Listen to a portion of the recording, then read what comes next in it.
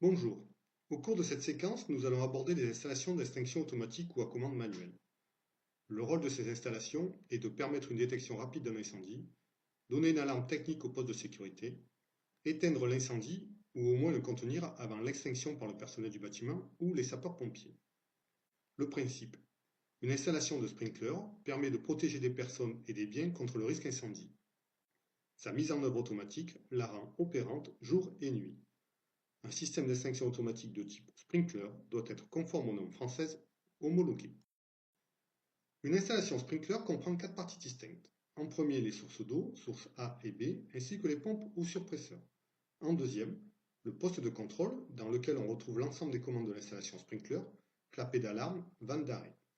Ces postes peuvent être à eau, à air ou alternatifs air et eau. En troisième, les réseaux en eau ou en air, qui couvrent les différents locaux de l'établissement.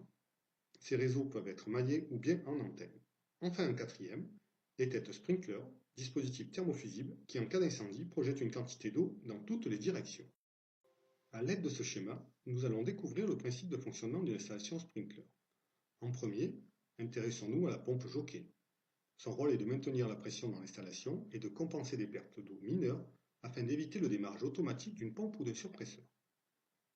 Dans un deuxième temps, si un incendie se déclare, la chaleur dégagée par le feu va rompre l'ampoule fusible située en hauteur, libérant ainsi l'eau contenue dans les canalisations. La chute d'eau est localisée à l'ampoule et pas au local. La chute de pression provoquée par l'ouverture de la tête va conduire la pompe A à entrer en action pour maintenir la pression et l'alimentation de la tête. Cette pompe doit être dimensionnée pour alimenter les 5 têtes les plus défavorisées de l'installation pendant 30 minutes. Le passage de l'eau au niveau du poste de contrôle actionne une cloche hydraulique qui donne une alarme au niveau du poste de sécurité. La source B est dimensionnée quant à elle pour alimenter une surface maximale dite surface impliquée, environ 30 têtes de sprinkler, pendant une durée de 90, 60 ou bien 30 minutes, suivant le type de risque à protéger. Un système d'extinction de type sprinkler peut être exigé par la réglementation incendie dans tout ou partie d'un établissement. En cas de protection partielle d'un établissement, les locaux protégés par l'installation de type sprinkler devront répondre aux conditions d'isolement d'un local à risque particulier par rapport aux autres locaux voisins. Les différents stockages et aménagements protégés par une installation de type sprinkler doivent permettre un fonctionnement optimal de l'exploitation. Ainsi, il est nécessaire de laisser un espace compris entre 0,80 et 1 mètre entre les têtes de sprinkler et le stockage pour assurer un arrosage maximum. Intéressons-nous maintenant plus en détail aux sources d'eau et pompes ou surpresseurs. Tout d'abord, ces éléments doivent répondre à la norme française et aux règles APSAD. Les sources d'eau A et ou B peuvent être de plusieurs natures, réseau public, réservoir, source inépuisable. La capacité des sources est fonction de plusieurs facteurs. On retrouvera d'une part la notion de surface impliquée, SI, c'est la surface théorique sur laquelle l'installation sera efficace en débit et en pression. Cette surface impliquée varie selon la classe de risque, mode de stockage, type de marchandise, type d'emballage. La classe de risque est notée HH, OH, LH. On retrouvera d'une part la notion de densité de l'eau, cela correspond au débit minimum par tête de sprinkler. Ce débit s'exprime en litres par mètre carré par minute.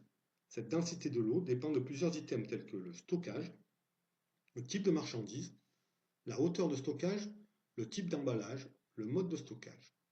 Concernant les pompes et surpresseurs alimentant les canalisations à partir des sources A ou B, il est interdit dans les opérations de maintenance de rendre indisponibles simultanément ces deux pompes ou surpresseurs, afin de garder toujours une pérennité de fonctionnement de ce système d'extinction. Sur les photos, on retrouvera un exemple d'une source A, un exemple d'une source B, comme on peut le voir plus imposante, et qui nous indiquera la présence d'une installation d'extinction automatique à eau dans l'ERP contigu. Sur la photo concernant les pompes, vous remarquerez la différence de taille entre la pompe de la source A et la pompe de la source B. Cette différence s'explique, comme nous l'avons vu, par le principe de fonctionnement d'une installation sprinkler. Lorsque les pompes ou surpresseurs sont électriques, ceux-ci doivent disposer d'une alimentation électrique de sécurité AES conforme à l'article EL13. Cet AES est généralement un groupe d'électrogènes de sécurité. Dans la mesure où la source de type B n'est pas électrique, la source de type A pourra être alimentée suivant l'article EL14. Cette alimentation électrique sera réalisée à partir d'une dérivation issue du tableau principal. Les canalisations électriques alimentant ces matériels doivent répondre à l'article EL16, paragraphe 1. Elles doivent être de type CR1, ne pas traverser de locaux à risque. Le câblage est différent des installations normales à remplacement. À travers cet article, qui impose d'avoir en permanence de l'énergie électrique pour alimenter le système sprinkler, on cherche toujours à garder la pérennité de cette installation d'extinction. Afin de couper l'alimentation en eau des conduites desservant les réseaux sprinkler, il est nécessaire que les vannes de barrage et de contre-barrage soient signalées et aisément accessibles aux services de secours. Ces matériels de contrôle permettent une vérification de ces moyens de secours tout d'abord par les personnels SIAP, mais aussi par les organismes de contrôle agréés par le ministère de l'Intérieur, mais également par les différentes commissions de sécurité lors des visites périodiques. Sur la photo de gauche, on retrouve un dispositif d'essai type point F, correspondant au point hydrauliquement le plus défavorisé du réseau commandé par un poste de contrôle. Ce dispositif permet de s'assurer de la présence d'eau dans le système d'extinction. La mise en place d'une installation d'extinction automatique de type sprinkler au sein d'un ERP permet une atténuation des mesures demandées par la réglementation. Ainsi, on pourra déroger sur la DECI, la stabilité au feu des bâtiments, la résistance à la propagation verticale d'un feu, le recoupement des vides au niveau des combles à l'intérieur des compartiments. Cependant, dans certains cas, les dispositions générales demandent l'installation d'une EAE, notamment l'article CO24 paragraphe 2. De même, dans les établissements dotés d'un SSI de catégorie A, et en présence du public, le désenfumage doit être mis en fonction avant le déclenchement de l'extinction automatique à eau. Maintenant, appuyez sur pause et prenez vos ouvrages pour trouver les articles qui font référence aux installations d'extinction automatique à eau. On retrouve dans les dispositions particulières l'installation d'extinction automatique à eau demandée après avis de la Commission de sécurité pour les articles L69, L85, T47 et U42. L'installation d'extinction automatique à eau est exigée par le règlement dans les articles M26 et M55. En atténuation, la mise en place d'une EAE dans le type M permet de considérer un magasin comme un tiers à risque courant, d'augmenter le volume des réserves d'approche, d'augmenter le volume de stockage des locaux à risque important.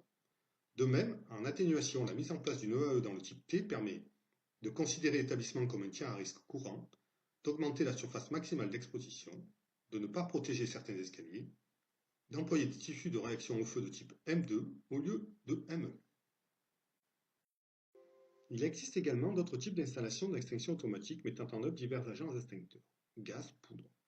Le rôle de ces installations est de déceler un foyer d'incendie, de déclencher l'alarme technique, d'éteindre le sinistre. L'installation d'extinction automatique à gaz utilise généralement du CO2, parfois de l'azote ou de l'inergène, et se déroule de la façon qui suit. D'abord, pour déclencher la diffusion du gaz, il doit y avoir deux déclenchements de deux détecteurs de conception différentes, fumée et chaleur. Puis déclenchement d'avertisseurs sonores et visuels pour évacuation du lieu du sinistre. Ce temps d'évacuation est de 45 secondes à 1 minute par temporisation du gaz. Un dispositif électrique percute la première bouteille de gaz comprimé, il y a libération du gaz qui percute les autres bouteilles, et enfin, diffusion du gaz extincteur. Le brouillard d'eau. Ce système est autorisé dans les ERP, avis de la CCS du 2 décembre 2010 et note d'information de la DGSCGC du 1er mars 2016. Le brouillard d'eau est une pulvérisation dont 90% du volume d'eau émis est sous forme de gouttelettes. Les trois objectifs principaux du brouillard d'eau sont l'extinction d'incendie élimine toute combustion, la suppression d'un incendie réduit de façon significative le débit calorifique et prévient une éventuelle reprise de feu. Le contrôle d'un incendie limite la vitesse de propagation et protège les structures. Les domaines d'application peuvent être la protection de salles informatiques, salles d'archives, galeries de câbles, locaux techniques, local transformateur, groupe électrogène. L'architecture de ces installations est définie par des diffuseurs, un réseau de canalisation, des postes de contrôle et une source d'eau.